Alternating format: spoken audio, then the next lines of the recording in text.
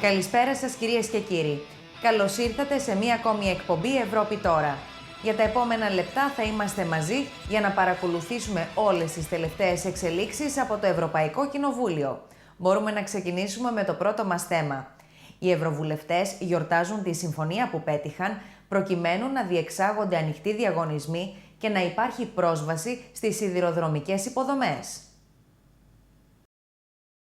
Plans for a more open and competitive domestic EU railway network was given the green light after MEPs and negotiators from the Council shook hands on a deal on the final pillar of the fourth railway package. It was tough.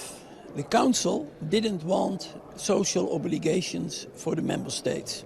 Second item was under which circumstances the contract for the new railway package can be awarded directly.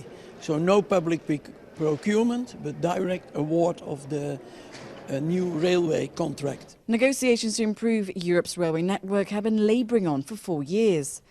One of the biggest headaches has been how to change the way in which public service contracts were awarded. Under the deal, competitive bidding will now allow new operators onto the market, thereby breaking up old monopolies, but with an exception. Smaller member states will still be able to award direct contracts. Also on the table, preventing conflict of interest between rail operators and infrastructure managers, better safeguards of train worker rights, and better access for high-speed rail. And for the consumer, avranno più possibilità di scelta. Come sempre quando si apre il mercato avranno possibilità di scegliere servizi, di scegliere modalità di viaggio, avranno la possibilità quindi le compagnie di proporre offerte diverse.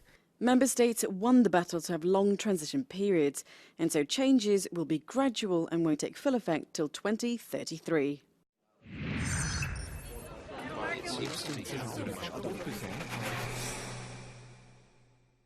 Το επόμενο μας θέμα αφορά την καταπολέμηση της τρομοκρατίας. Οι ευρωβουλευτές θέλουν να εξοπλίσουν τη δικαστική απάντηση της Ευρώπης. National policies adopted integrate diverse measures to counter the phenomenon of foreign fighters and prevent radicalisation. The role of Eurojust is to support cooperation between national prosecuting authorities. Considering the number of victims of the last attacks in Paris and Brussels, what can Eurojust do? We asked Michel Konings, President of Eurojust, and German MEP Monika Hohlmeier. But it's indeed because of the victims that we're working so hard and that we are focusing on the judicial dimension of the fight against terrorism. The rule of law context and the constitutional state context is obliging us to fight terrorists based on the criminal justice approach. 100% guarantee nobody can give. But there are certain lacks in our data exchange systems. There are a kind of unwillingness, or there is a kind of unwillingness over years from the member states to really exchange the data. But on the other side, there are legislation is existing that prohibits data exchange.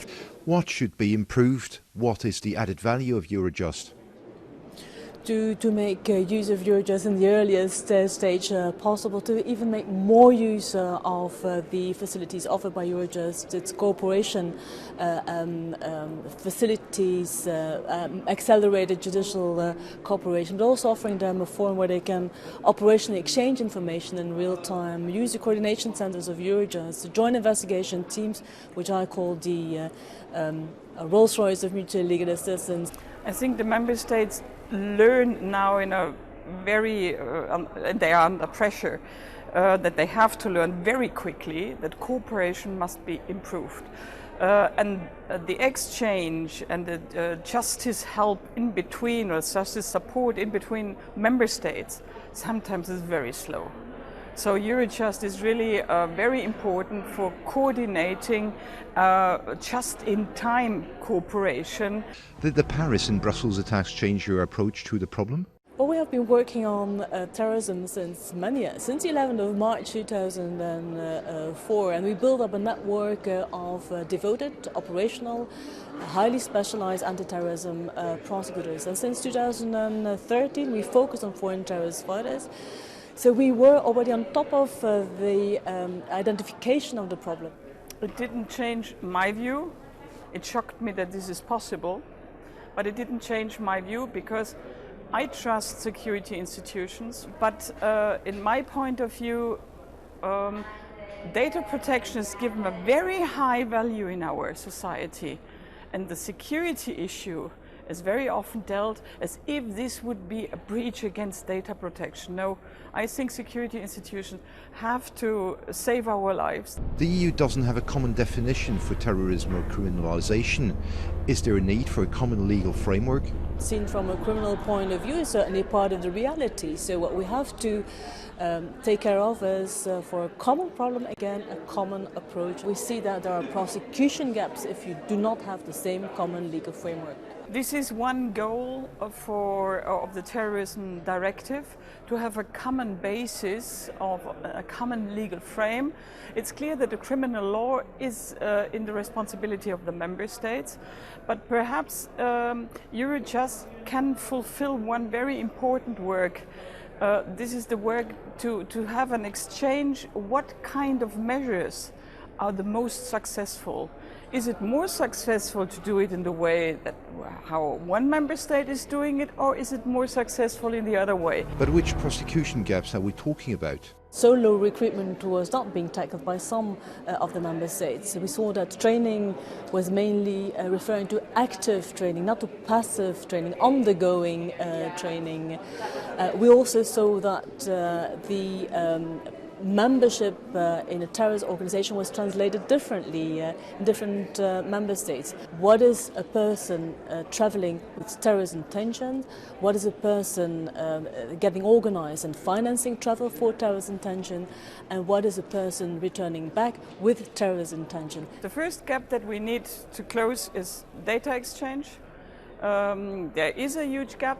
Member states still are not as quick as they should be. We need a little bit more confidence in our security institutions. They need a backing.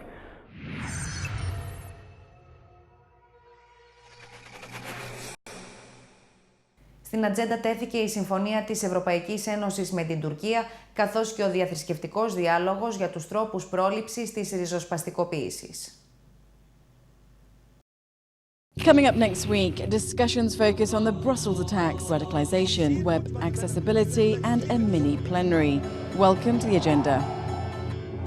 Kicking things off, a mini plenary will be held in Brussels on Wednesday and Thursday, and taking centre stage, the fourth railway package and the implementation of the EU-Turkey agreement. Also on the two-day plenary agenda, protection of children, gender equality, the discharge of the EU 2014 budget, and calls to make attacks on schools and hospitals a violation of human rights. In the aftermath of the attacks in Brussels, the spotlight fell on Belgium's fragmented society. But have the attacks divided or imbued people with a greater sense of solidarity? Last Sunday, at a rally titled A March Against Terror and Hatred, thousands took to the streets in a march of solidarity in Brussels. At the Parliament on Tuesday, a discussion looks at ways to prevent radicalisation. Invited guests include interfaith groups, representatives from the think tank European Muslim Network, Ed Hussein, the author of The Islamist, and a mother whose child went to Syria. Watch out for the debate on Tuesday. It is very useful for us also. Two Belgian ministers at the centre of the fight against terrorism come to the Parliament. The Interior Minister Jan Jambon, along with the Belgian Justice Minister Koen Gens, will join MEPs at a debate on the terror attacks at the Civil Liberties Committee on Monday. And now for some news in brief. Having farmed out refugee management to Turkey, plans are now underway to have an EU-wide safe country of origin list. Refugees could then be sent back to their country if it's deemed not dangerous. The first debate on the draft report is on Thursday. Tuesday sees a vote to back an EU Commission report calling for countries to share information on multinationals with a revenue of €750 million. Continuing efforts to protect the environment, a vote on a proposal to put a cap on emissions for non-road vehicles takes place on Tuesday. And finally, figures suggest that 167 million EU citizens still have problems accessing public websites to do basic things, such as filling in their tax returns. So how to make websites more user-friendly, and especially for those who are disabled or elderly. A trialogue between negotiators from the Parliament and Member States takes place late on Tuesday. And that's all we have for this agenda. Take care and enjoy the week.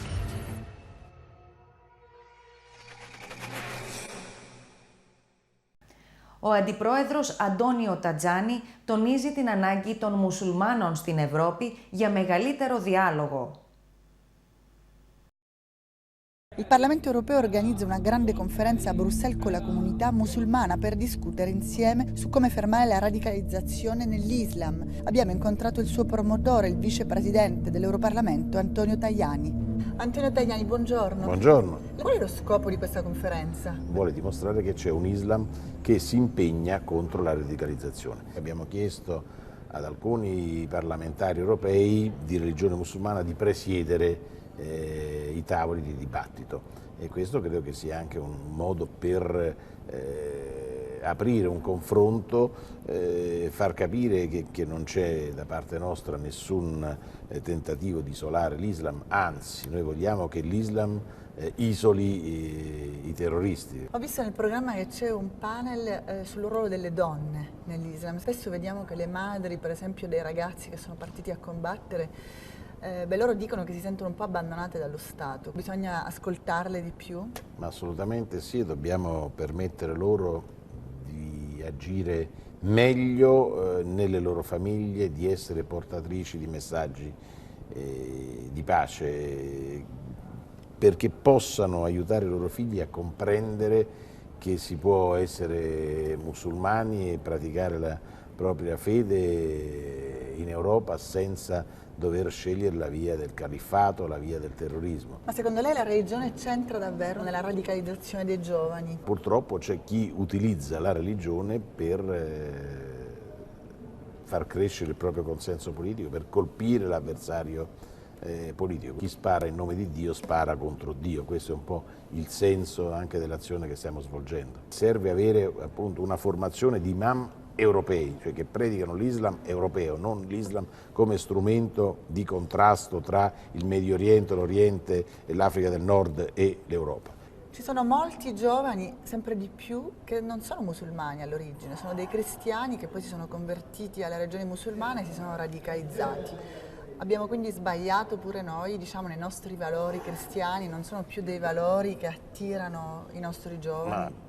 Noi dobbiamo avere il coraggio di difendere la nostra identità.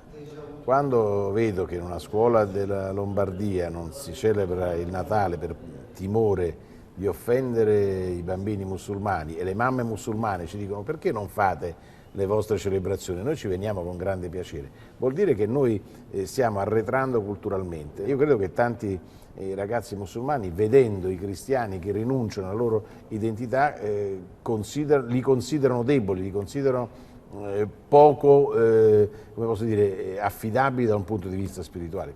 Antonio Tajani, grazie.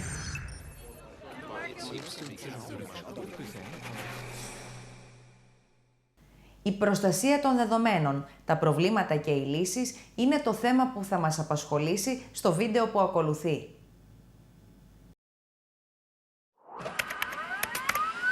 What do you know about EU data protection?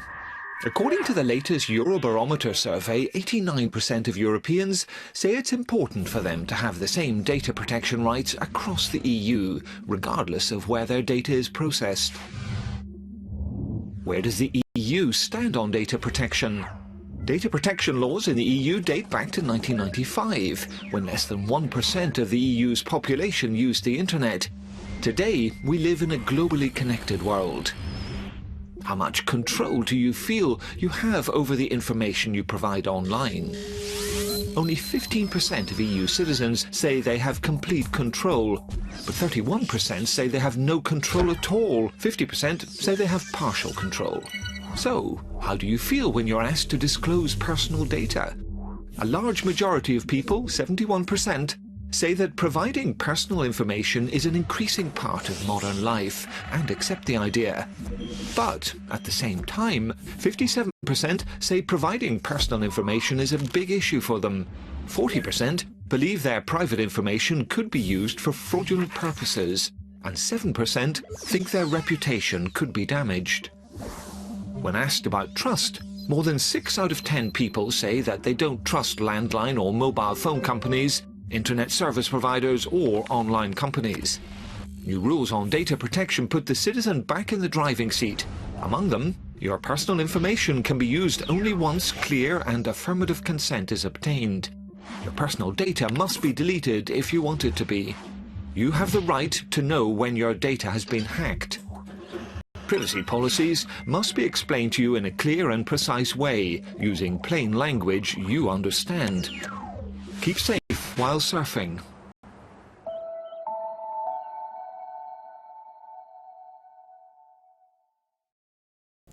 Οι ευρωβουλευτές ισχυρίζονται πως ήρθε η ώρα να ξαναγραφτεί η ρητορική για τους νεαρούς μουσουλμάνους, αντικαθιστώντας την Ισλαμοφοβία με τη δημοκρατία, τον διάλογο και την ενσωμάτωση. The Brussels attacks were the latest show of terror and tyranny by the so-called Islamic State. But what is the appeal of their brand of radicalism and how to stop it before ordinary Muslims pay the price? At the European Parliament, a seminar brought together politicians and Muslim think tanks. The rise of Islamophobia plays into the narrative of ISIS and Daesh, because that's exactly what they want. They want some of the Muslims to feel that they're not part and parcel. Radicalization of young Muslims didn't begin with the war in Syria. A former Islamist tells his story. The killing of white, blonde, blue-eyed Muslims in Bosnia troubled me deeply. And not seeing governments respond to that made me think that the way to combat the difficulty in Bosnia and the Balkans by extension was to get involved with extremist Islamist organizations. It took me a few years to realize that by gathering on streets and mobilizing and creating noise and calling for jihad, you don't necessarily see an end to conflict, but it's by engaging with the democratic process. We need to invest in our young people, because if we don't invest in them, there are others out there that are clearly investing in them. There's an appetite for revolution, and our young people want to join a revolution. Let's get them to join a revolution that we've designed for good. Can a revolution be realized? From the conference came one conclusion. Dialogue was the key to stopping the ideology of Islamism, laying rot to a religion.